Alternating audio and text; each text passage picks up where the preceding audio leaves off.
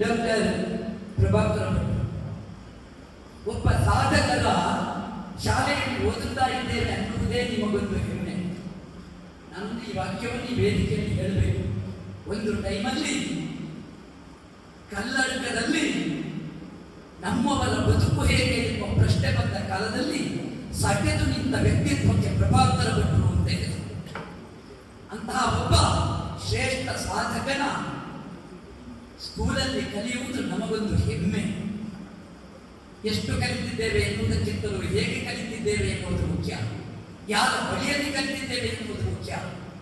ರಾಮರಾಜ್ಯದಲ್ಲಿ ಕೃಷಿ ಮಾಡುತ್ತಿದ್ದ ಒಬ್ಬ ಕೃಷಿಕ ಹೇಳ್ತಾ ಇದ್ದಾನಂತೆ, ನನಗೆ ಅನ್ನವೇ ಬಂಗಾರ. ಅಂದರೆ ರಾಮನ ಆಳ್ವಿಕೆಯಲ್ಲಿ ಒಬ್ಬ ಬದುಕಷ್ಟು ನೆಮ್ಮದಿಯಿಂದ ಕಟ್ಟಿದ್ದ ಒಬ್ಬ ಶ್ರೇಷ್ಠತಮವಾದ ಕಾಲೇಜಲ್ಲಿ ನಾವು ಕಲಿಯುವುದು ಅದು ನಮಗೆ ಹೆಮ್ಮೆ. ವಿದ್ಯಾರ್ಥಿ ಬಂಧುಗಳೇ, ನಿಮಗೆಲ್ಲ ಪ್ರಶಸ್ತಿ ಪ್ರದಾನ ಮಾಡುವಾಗ ನನ್ನ ಬಾಲ್ಯದ ನೆನಪಾಗುತ್ತಾ ಇತ್ತು. ನಾನು ಪ್ರಾಮಾಣಿಕವಾಗಿ ಹೇಳ್ತೇನೆ, ಪ್ರಥಮ PUC ವರೆಗೆ ನಾನು ಓದಿದ್ದೆ.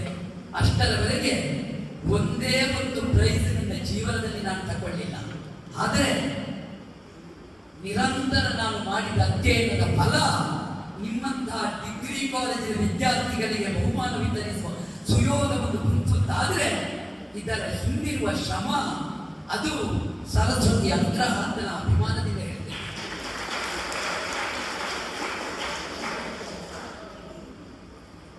ಯಾವಾಗಲೂ ಸೋತು ಗೆಲ್ಲುವುದು ಇತಿಹಾಸ, ಗೆಲ್ಲುತ್ತಾ ಸಾಗುವುದು ಚರಿತ್ರೆ. ನಮ್ಮ ಬದುಕು ಒಂದ ಇತಿಹಾಸದಲ್ಲಿರಬೇಕು, ಇಲ್ಲದಿದ್ದರೆ ಚರಿತ್ರೆಯಲ್ಲಿರಬೇಕು.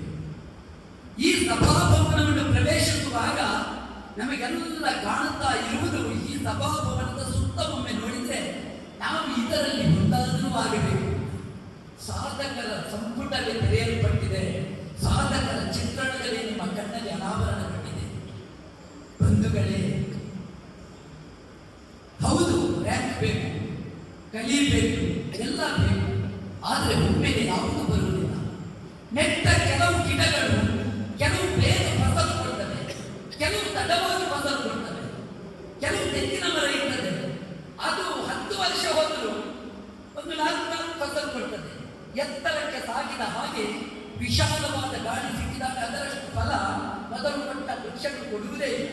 ಹಾಗೆ ನಾವು ಮಾತಿನಿಂದ ತೆಗೆಯಲಿಲ್ಲ, ನಾವು ಕ್ರೀಡೆಯಲ್ಲಿ ಸೋತಿದ್ದೇವೆ ಎನ್ನುವ ಭಯ ನಿಮಗೆ ಬೇಡ. ನಿಧಾನ ಗತಿಯಲ್ಲಿ ಸಾಗಿರಿ. ಒಂದಲ್ಲ ಒಂದು ದಿವಸ ಕಲ್ಲಡ್ಕದ ವೇದಿಕೆ ನಿಮ್ಮನ್ನು ಈ ವಿದ್ಯಾರ್ಥಿಗಳಿಗೆ ಪ್ರೈಸ್ ಕೊಡುವುದಕ್ಕೆ ಕರೆಯುತ್ತದೆ, ಇದು ಖಂಡಿತ. ಹಾಗಾಗಿ ನಾವು ಚರಿತ್ರೆಯಲ್ಲಿ ತೆಗೆದುಕೊಳ್ಳುವ ಯಾವ ಸಾಧಕರು ದೊಡ್ಡವಲ್ಲ.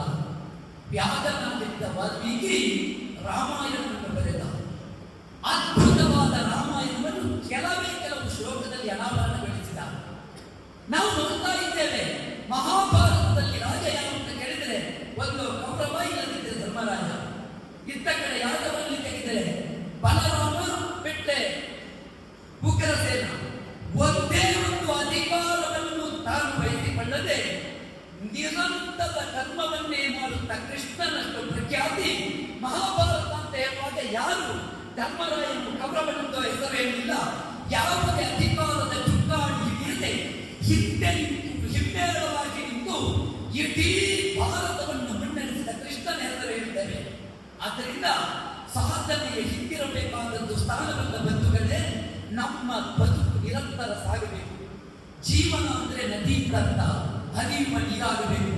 ಕೆಲವು ನೇತ್ರಾವತಿ ಆಗುತ್ತದೆ, ಕೆಲವು ಕುಮಾರಧಾರ ಆಗುತ್ತದೆ, ಕೆಲವು ಗಂಗೆಯಾಗುತ್ತದೆ, ತುಂಗೆಯಾಗುತ್ತದೆ, ಬ್ರಹ್ಮಪುತ್ರವಾಗುತ್ತದೆ. ಆದರೆ ಕೆಲವು ಯಾರಿಗೂ ಕಾಣದೆ ಇರುವ ಸರಸ್ವತಿ ನದಿಯಾಗಿ ಅಂತರ್ಗಾಮಿಯಾಗುತ್ತದೆ. ಸರಸ್ವತಿಯ ಒಡಲನ್ನು ಸೇರುವುದಕ್ಕೆ ಸಕಲರು ಕೋಟಿ ಮಂದಿ ಇದ್ದಾರೆ. ಅದು ಕುಂಭಮೇಳ. ಆದ್ದರಿಂದ ಪ್ರತಿಯೊಬ್ಬರ ಒಡಲಲ್ಲಿ ಇರುವುದು ಸರಸ್ವತಿ ನದಿಯಂತಹ ವಿದ್ಯೆ. ಆ ವಿದ್ಯೆ ಅನಾವರಣಗೊಳ್ಳಬೇಕು ಅಂತಿದ್ರೆ ನಾವು ಸಾಗ್ತಾ ಮುನ್ನಡೀತಾ ಹೋಗಬೇಕು. ಶ್ರೀರಾಮ ನನ್ನ ಎಬ್ಬಿಸುವಾಗ ವಿಶ್ವಾಮಿತ್ರರು ಹೇಳ್ತಾರೆ, ಕೌಸಲ್ಯ ಸುಪ್ರಜಾರಾಮ ಪೂರ್ವ ಸಂಧ್ಯಾ ಪ್ರವರ್ತತೆ ಉತ್ತಿಷ್ಠನ ವಶಾಂತುರ ಕರ್ತವ್ಯಂ ದೈವಮಾಹಿನಿಕಂ. ನೀನು ಕೌಸಲ್ಯೆಯ ಮಗ ಅಂತ ಹೇಳಿದ್ದಲ್ಲ, ಕೋಸಲವೆನ್ನುವ ತಾಯಿ ಗರ್ಭದಿಂದ ಬಂದವ, ಆ ಮಣ್ಣಿನ ಮಗ ನರಶಾಂತವಾಗಬೇಕು. ಧೀರತೆ ಬೇಕು. ಧೀರತೆ ಅಂದರೆ ಪೆಟ್ಟು ಮಾಡುವುದಲ್ಲ, ಮಾಡುವ ಪ್ರತಿಯೊಂದು ಕೃತಿಯಲ್ಲೂ ಧೈರ್ಯ ಬೇಕು. ಏನೇ ಮಾಡು, ಇಲ್ಲಿರುವ ಪ್ರತಿಯೊಬ್ಬ ವಿದ್ಯಾರ್ಥಿಗಳಲ್ಲಿಯೂ ಒಂದು ಕಲೆ ಇದ್ದೇ ಇದೆ. ಆದರೆ ಯಾವುದು ಅಂತ ನಮ್ಗೆ ತಿಳಿಯಲಿಕ್ಕಾಗುವುದಿಲ್ಲ. ಅದು ಬೆಳಕಿಗೆ ಕೆಲವರಲ್ಲಿ ಬೇಗ ಬರ್ತದೆ, ಕೆಲವರಲ್ಲಿ ತಡವಾಗಿ ಬರ್ತದೆ. ಆದ್ದರಿಂದ ಹೊರತೆಗೆಯುವ ಯತ್ನ ನಿಮ್ಮೊಳಗೆ ಬಂದದ್ದು. ಆದ್ದರಿಂದ ಯತ್ನಶಾಲಿಗಳಾಗಿ ರಾಮನ ಆದರ್ಶ ನಮಗೆ ಪಡಿಮುಟ್ಟಿ ಬರಲಿ. ರಾಮ ಕಾಡಿನಲ್ಲಿದ್ದರೂ ರಾಜ, ನಾಡಿನಲ್ಲಿದ್ದರೂ ರಾಜ. ನೀವು ಮನೆಯಲ್ಲಿದ್ದರೂ ಮಕ್ಕಳು, ಶಾಲೆಯಲ್ಲಿದ್ದರೂ ಮಕ್ಕಳು, ಆದರೆ ಭವಿಷ್ಯದ ಭಾರತದ ಕುಡಿಗಳು. ನಾವು ಭಾರತೀಯರು ಹೆಮ್ಮೆ ಪಡಬೇಕು.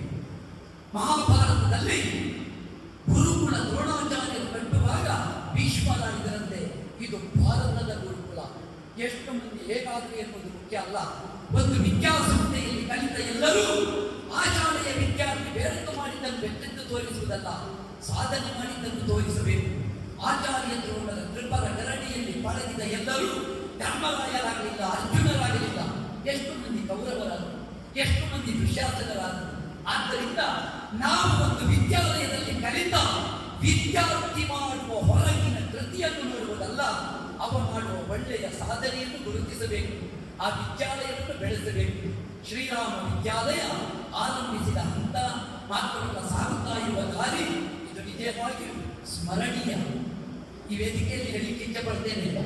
ಕೆಲವು ಇಲ್ಲಿಯ ಪೋಷಕರು ಆಡಿದ್ದನ್ನು ಕೇಳಿದ್ದೇನೆ. ಅದೇ ನಾಯಕರ ಶ್ಲೋಕನೇ ಕಲ್ಕೊಂಡಿದ್ದ ಶ್ಲೋಕ ನಿಜವಾಗಿಯೂ ಬದುಕಿನ ಭಾಗವಾಗುತ್ತದೆ.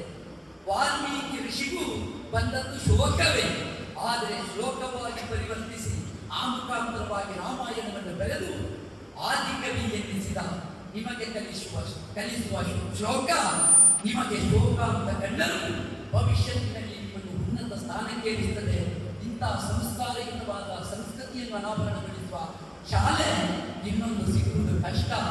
ಇಂತಹ ಶಾಲೆಯಲ್ಲಿ ಕಲಿತು ಕಲೆದು ಬೆಳೆದು ಭವಿಷ್ಯತ್ತಿನಲ್ಲಿ ಉತ್ತಮ ಪ್ರಜೆಗಳಾಗಿ, ಉತ್ತಮ ವ್ಯಕ್ತಿಗಳಾಗಿ, ಈ ದೇಶದ ಶಕ್ತಿಗಳಾಗಿ ಅನಾವರಣಗೊಳ್ಳಿ ಅಂತ ಆಶಿಸುತ್ತಾ ನಿಮಗೆಲ್ಲರಿಗೂ ಮತ್ತೊಮ್ಮೆ ಅಭಿವಂದನೆಯನ್ನು ಸಲ್ಲಿಸುತ್ತಾ, ಕಲ್ಲಡ್ಕ ಅಂದ್ರೆ ನಾವು ಅಡ್ಕ ಅಂದ್ರೆ ಒಂದು ವಿಶಾಲ ಪ್ರದೇಶ ಅಂತ ಅರ್ಥ. ಕಲ್ಲು ಅಂದ್ರೆ ಪಂಚಾಂಗ ಗಟ್ಟಿಯಾಗಬೇಕಿದ್ರೆ ಕಲ್ಲು ಬೇಕು. ಪಂಚಾಂಗ ಗಟ್ಟಿಯಾಗಿದ್ರೆ ಎಷ್ಟು ದೊಡ್ಡ ಬಿಲ್ಡಿಂಗ್ ಕಟ್ಟಬಹುದು. ಕಲ್ಲಡ್ಕ ಎನ್ನುವ ಪಂಚಾಂಗ ಕಲ್ಲಿನ ಪಂಚಾಂಗ, ಅದು ಅನುಭವ ಪಂಚಾಂಗ ಅಲ್ಲ. ಇಲ್ಲಿಂದ ಬೆಳೆಯುವ ಪ್ರತಿಯೊಬ್ಬ ವ್ಯಕ್ತಿ ವಿದ್ಯಾರ್ಥಿ ಎಲ್ಲಿ ಹೋದರೂ ಕಟ್ಟಿದ ಪಂಚಾಂಗದ ಗಟ್ಟಿ ನೆನಪಿರಲಿ. ಮಾತ್ರವಲ್ಲ, ನೀವು ಭವಿಷ್ಯತ್ತಿನಲ್ಲಿ ಎಷ್ಟೇ ಬೆಳೆಯುತ್ತಿದ್ರೂ ಅದು ಉನ್ನತವಾದ ದಾರಿಗೆ ಕಾರಣವಾಗಬಹುದು. ನಿಮ್ಮ ವಸ್ತ್ರ ಸಂಹಿತೆ, ನಿಮ್ಮ ಆಚಾರ ವಿಚಾರ ಇದನ್ನು ಕಂಡು ತೃಪ್ತ ಮಾನಸನಾಗಿದ್ದೇನೆ. ಮತ್ತೊಮ್ಮೆ ಭಾರತದ್ದು ರಾಮಾಯಣದ್ದು ಗುರುಕುಲವನ್ನು ಕಂಡ ಅನುಭವ ಕನ್ನಡ ಶಾಲೆ ಬರುತ್ತದೆ ಅಂತಾದರೆ ಕಲಿಸಿದ ಗುರುಗಳಿಗೆ, ಆಯೋಜಿಸಿದಂತಹ ಸ್ಥಾಪಕರಿಗೆ, ಮಾತ್ರವಲ್ಲ ಕೈಗೂಡಿಸಿದ ಸಮಸ್ತ ಪೋಷಕ ಬಂಧುಗಳಿಗೆ, ಬೆಳೆಸಿದ ವಿದ್ಯಾರ್ಥಿಗಳಿಗೆ ನಾವು ನಂಬಿದ ಆರಾಧ್ಯ ಕೊಟ್ಟಿ ಲಕ್ಷ್ಮೀ ನಾರಾಯಣ ದೇವರು, ಪಾರ್ವತಿ ಪರಮೇಶ್ವರ ದೇವರು, ಜ್ಞಾನಶ್ರೀ ಸುಬ್ರಹ್ಮಣ್ಯ ಸ್ವಾಮಿ, ಕಟೀಲು ದುರ್ಗಾ ಪರಮೇಶ್ವರ ದೇವರು, ಸ್ಥಳಕ್ಕೆ ಸಂಬಂಧಪಟ್ಟ ಸಮಸ್ತ ಶಕ್ತಿಗಳು, ಗುರು ಹಿರಿಯರು ನಿಮಗೆ ಉತ್ತರೋತ್ತರ ಶ್ರೇಯಸ್ಸನ್ನು ಉಂಟು ಮಾಡಲಿ. ಈ ಶಾಲೆಯ ಕೀರ್ತಿ, ನಿಮ್ಮ ಮನೆತನದ ಕೀರ್ತಿ, ಪವಿತ್ರ ಭಾರತದ ಕೀರ್ತಿಯನ್ನು ಬೆಳಗಿಸುವ ಗುಡಿಗಳಾಗಿ ಹಾರೈಸುತ್ತಾ ನನ್ನ ಮಾತಿಗೆ ವಿರಾಮ ಮಾಡ್ತೇನೆ. ಜೈ ಹಿಂದ್, ಜೈ ಭಾರತ್.